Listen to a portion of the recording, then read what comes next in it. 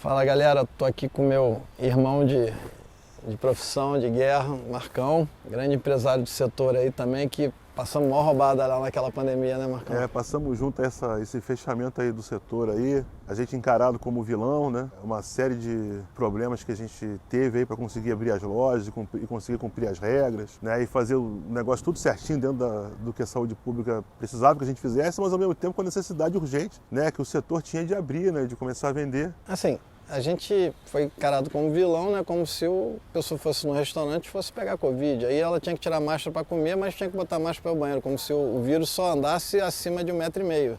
A gente sentou, tirou a máscara, o vírus não vai pegar. Assim, era surreal. Aí o nosso funcionário pegava o BRT lotado, chegava na comunidade lotada, com tudo aberto, e o vilão era o restaurante.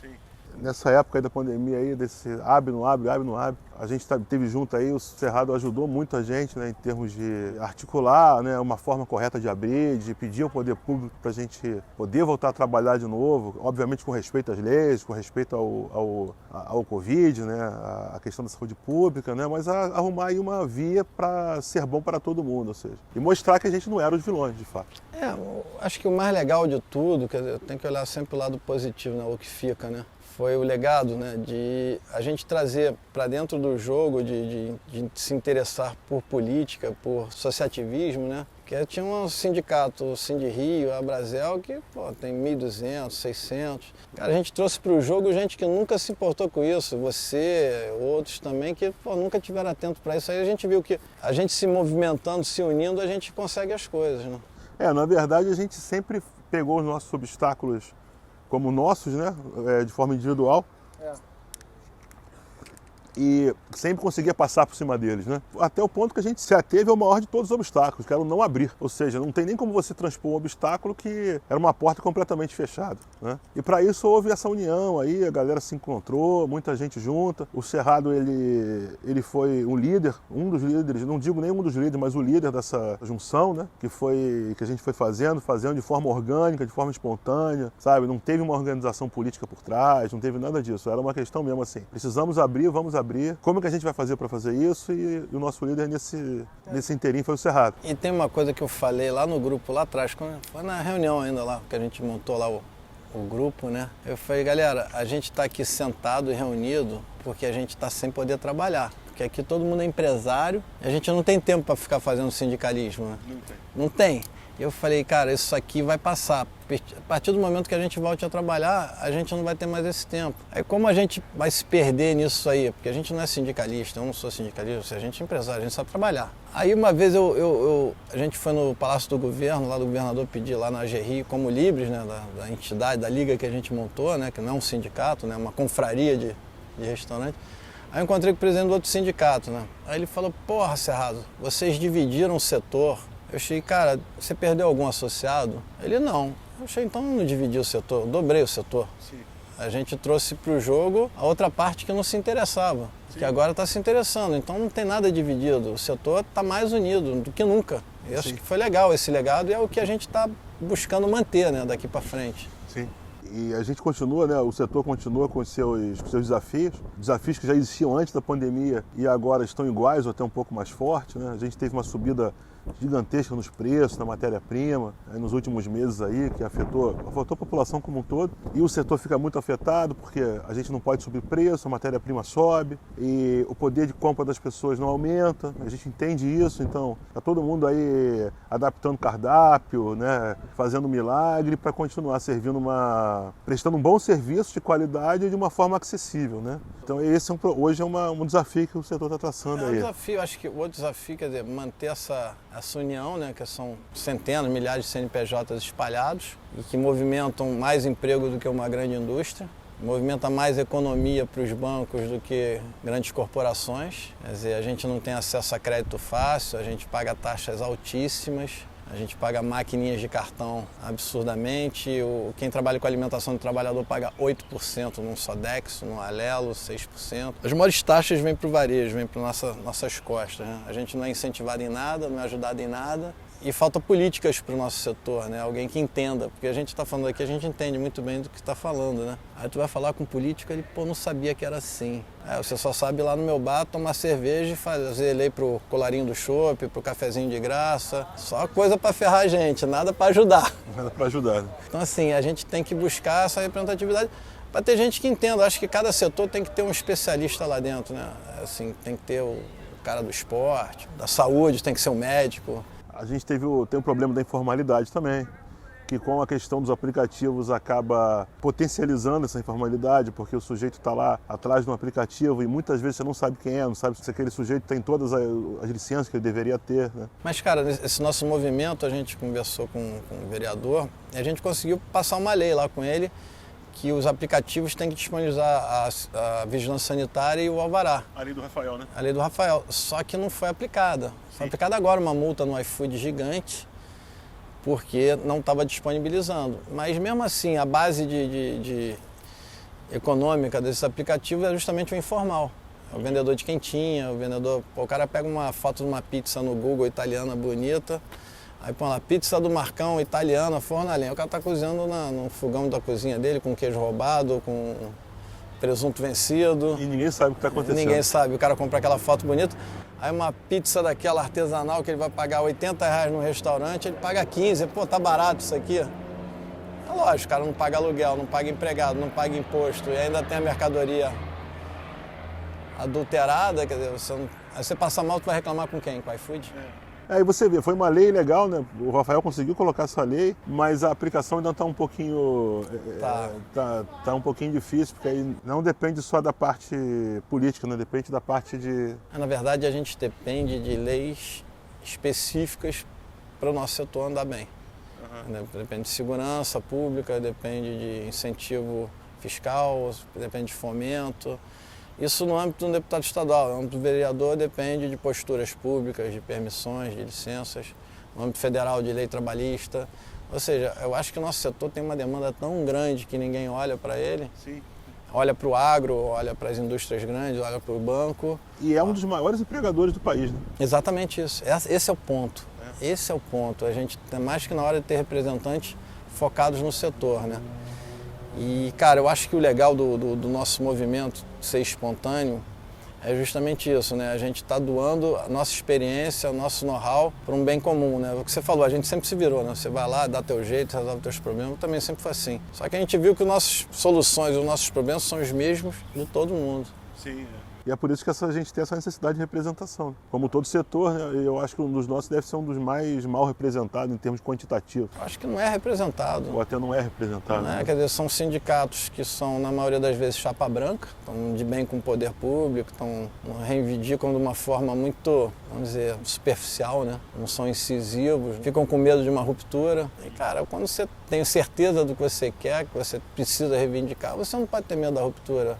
Você tem que ir lá e buscar. Tem que bater perna. Mas eles fazem isso com a gente porque justamente somos fracos, divididos. Você vai lá e bate, você sabe que você não pode bater muito, porque senão o cara vai mandar fiscalização em você, vai te ferrar, vai te perseguir. Eu já fui perseguido, já tive minha casa fechada. Então assim, a gente tem que realmente ficar junto para a gente ficar forte. E foi o que aconteceu, a gente conseguiu coisas e conseguiu manter a cidade aberta, né, cara? Que foi legal pra caralho.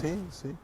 E é bom, uma coisa que as pessoas têm que entender é o seguinte, se você tem uma rua como era na época da pandemia, que tinha 10 restaurantes e tinha 10 restaurantes fechados, você passa a não ter segurança, né? Porque ocorre uma desertificação daquele local. Isso não ocorre só com um restaurante, ocorre com qualquer comércio que esteja fechado. Né? É isso. Mas a partir do momento que você tem as lojas todas funcionando, algumas lojas sempre têm um segurança, algumas lojas sempre pagam uma empresa de segurança privada e tal, e isso ajuda na segurança da cidade, ajuda na movimentação, né? E a gente viu o que acontece quando você fecha o comércio na época da pandemia, né? Ocorreu lugares que ficaram desertificados, né? E agora as coisas estão se ajustando, estão voltando ao normal, mas demora. Muitas pessoas ficaram sem receber aluguel, muitas pessoas ficaram sem ter trabalho, muitas pessoas ficaram sem ganhar o pão de todo dia, entendeu? Que agora parece que as coisas estão voltando ao normal. Então, mas a maioria das empresas com muita dívida, principalmente Pronamp, FGI, que seja, você está tendo que pagar agora a conta disso tudo, né? Pagando a conta disso tudo. E muita gente não vai conseguir pagar essa conta, a gente sabe disso. Alguns já morreram no caminho, outros vão cair. Mas tem muita gente nova entrando no mercado, né? E nossa preocupação é justamente que eles entrem de maneira certa, né? porque senão vai ser mais gente para gerar dívida no futuro. Gerar dívida no futuro. Né? Então, assim, isso aí a gente tem que também ter ferramentas políticas de governo que ajudem esses novos empresários, né? Que, na verdade, cara, eu estava vendo uma palestra, cara, um candidato, ele falou, cara, a gente foi educado, nossas crianças, nossos pais, para você se formar, para você ter um diploma, para procurar um emprego. Ninguém nunca te ajudou a empreender, ninguém nunca te incentivou a aprender. Ou seja, você é o maluco da vez que vai dar emprego para todo mundo que fez esse roteirinho que te ensinaram desde criança. Sim. E depois é chamado de bandido, na novela o vilão é o empresário. Sim. E a gente fica sempre ferrado na história, né? Sempre assim, sempre assim, a parte pior, né? A parte pior. Aí, no entanto, a gente não tem salário, não tem 13º, não tem 14º, não tem férias, não tem horário, fica longe da família, fica longe dos filhos, prejudica a saúde, às vezes prejudica a própria família. Sim. O salário do funcionário tem que ser pago antes de qualquer coisa, antes da gente mesmo. Antes da gente mesmo. Então, assim, e ninguém vê esse lado, né? Só vê, acha que... Na verdade, eu sempre falo, fui dono de boate a vida toda, né? Aí o cara entra na minha boate, pô, sei lá, 200 mil de conta para pagar no mês. Aí o cara acha que toda aquela bebida que tá na prateleira é minha, todo o dinheiro que dá no caixa é meu e todas as mulheres da boate estão me dando mole, né? Então, vou te falar, assim, é de matar, né? E acha lá que você tá se divertindo. O pior é isso tudo, né? Pô, eu queria ter tua vida, Chico. Na verdade, você tá ali com uma maior responsabilidade danada, né, cara? Um montão de gente já meio querendo arrumar um problema, querendo arrumar uma briga, e o problema vai cair todo em cima de quem? De você, né? Porra, assim, na época que eu tinha boate, pô, tive em Campo Grande, aí entra lá um miliciano com 10 seguranças, tudo policial, tudo armado. Ah, tem cautelar, mas não vou. Vai falar, não vai? Pô, lógico que não vai. Vai entrar aí, se divirta. Você está assumindo o risco, se tiver um tiroteio ali, você é responsável. Aí você tem que assumir esse risco, porque senão você está assumindo outro risco, de ser morto. Sim, Então, assim, é uma... Não sabe, ninguém sabe esse lado do balcão, né, cara? O lado de cá, né? O lado de cá. É só acho que é o glamour, que é o cara que tá bem de vida. Ninguém sabe a relação da gente, né? E a Melt, eu passei lá na frente da Melt para gravar, aí veio o porteiro falar comigo, pô, seu Cerrado, o senhor não vai voltar para cá? Eu achei... Não, Extremo tudo fechado, aquele lado do Leblon todo fechado. Não abriu nada nunca mais? Nunca mais, cara. Aí o cara, pô, a rua virou rua de cracudo, tem assalto, tá escura, isso tudo que você falou. Tô falando na quadra da praia, na Delfim Moreira ali. Então, assim, se num bairro nobre, metro quadrado mais caro do Rio acontece isso, imagina sendo da cidade, que virou uma Cracolândia. Que virou uma Cracolândia. A própria zona portuária, que também, meio de semana, também fica deserta. Então, assim, a gente virou guetos aqui no Rio, né? Na verdade, o que aconteceu na pandemia, em termos de fechamento e desertificação do comércio, foi uma caricatura, né, porque foi uma coisa levada ao extremo, do que acontece toda vez quando uma pessoa não consegue pagar as contas e fecha a empresa, e aí a pessoa do lado fecha também. Então, assim, é uma roda, é uma engrenagem, essa engrenagem tem que rodar, e a gente tem que fazer a nossa parte, tenta fazer da melhor forma, né? E o Cerrado também, todo mundo está no setor, mas as outras partes que rodam essa engrenagem, que é o poder público, que são os consumidores, todo mundo tem que fazer a sua parte, né? É para essa engrenagem rodar de forma homogênea e todo mundo possa tirar frutos disso, né? Dessa árvore. Sim. A economia tem que rodar, né? Você tem que dar emprego, as pessoas têm que trabalhar, levar sustento para casa e as pessoas querem consumir, se divertir. Isso, a gente fala de bar, restaurante, aí o pessoal, pô, bar, restaurante, turismo. Não, a gente mais do que isso, é lazer. Porque você tem áreas que não são turísticas, você trabalha em áreas não turísticas, você dá lazer para aqueles moradores em volta. Você é a refeição dele durante o dia, é o lazer dele durante a noite. Assim, não está falando de turismo, a gente está falando realmente do convívio da comunidade em torno de você. Então você não pode falar que uma birosca dentro de uma comunidade é uma zona turística. Não, mas ela dá lazer para aquela comunidade. Gera emprego, gera movimento, gera vida. Né? Então, assim, é muito mais do que turismo o nosso setor. Sim, muito mais do que turismo. Muito mais é serviço mesmo, serviço para a sociedade. E é também família, né? É um restaurante, um ambiente familiar, é uma família se encontrando, é um pai de família podendo ir num domingo a um restaurante onde o cara pensou naquele cardápio para servir aquela família de forma razoável e ao mesmo tempo não colocar um custo muito grande, o cara consegue ir porque tem alguém por trás fazendo isso. É, onde você vai comemorar, onde você vai passar o aniversário, onde você vai passar o Dia dos Pais, Dia das Mães, onde você recepciona uma feira de óleo e gás no Rio de Janeiro. Isso. É outro extremo. É outro extremo. Então, assim, a gente é uma engrenagem vital dentro da sociedade e tem que ser encarado como tal.